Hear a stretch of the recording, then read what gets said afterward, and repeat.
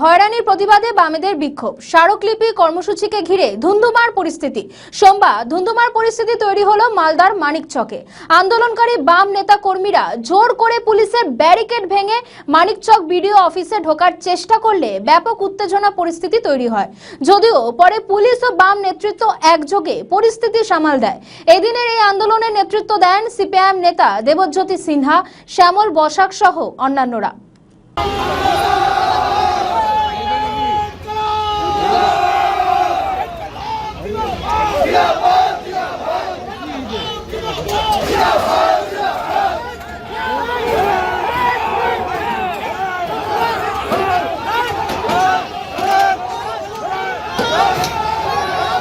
দফা দাবি আছে, এসআইআর চলছে, আমাদের কথা 50,000 লোকের এই 3টা কেন্দ্রে শুনানি সম্ভব?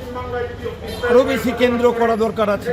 আরএসএস বিজেপির কথায় নির্বাচন কমিশন এই যে কাজকর্মগুলো করছে, বিএলও কি করবে, বিডিও সাহেব কি করবে, ফতোয়া জারি করছে, অ্যাডমিট কার্ড চলবে না, অমুক কাগজ চলবে না। তাহলে এতদিন যে নরেন্দ্র মোদী দেশের প্রধানমন্ত্রী বলে গেলেন, তার কি হবে? আজকে বিজেপি তৃণমূল এই এসআইআর নিয়ে ভিন্ন রাজনীতি করছে, তার প্রমাণ পেলাম আজকে তৃণমূল ডেপুটেশনে নামছে। আজকে আমরা বহুদিন ধরে প্রচার করছি, কই কালকে প্রশাসনের লোকরা তো আমাদের বললো না, বারবার ফোন করছে, কি হবে, আতঙ্কে আছে। আমরা বললাম আমরা বামপন্থী রাজনীতি করি, আমরা ভাঙতে যাচ্ছি না, আমরা গড়তে যাচ্ছি, সঠিকভাবে মানুষের উপকার যাতে হয় তার সাজেশন দিচ্ছি। আজকে যে নির্বাচনের আগে বামফ্রন্টের ধমকানো চমকানো রাজনীতি, বামফ্রন্টের ধমকানো চমকানো দরকার পড়ে না।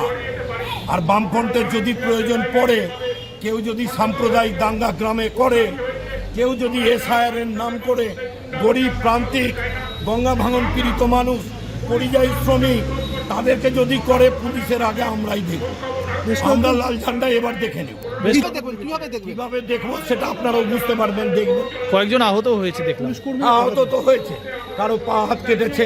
পুলিশের কি হয়েছে জানি না, পুলিশের সাথে আমাদের কথা ছিল, গেট তো আছেই, আমরা ডেপুটেশন দিতে যাব। এত ব্যারিকেড করার দরকার কি ছিল? পুলিশের কাজ করেছে, আমরা আমাদের কাজ করেছি। আমাদের ভিডিও ভালো লাগলে লাইক ও শেয়ার করুন, কমেন্ট সেকশনে আপনাদের মতামত জানান। আরও ভিডিও পেতে আমাদের চ্যানেলটিকে সাবস্ক্রাইব করুন এবং প্রতি মুহূর্তে খবরের আপডেট পেতে প্রেস করুন বেল আইকন।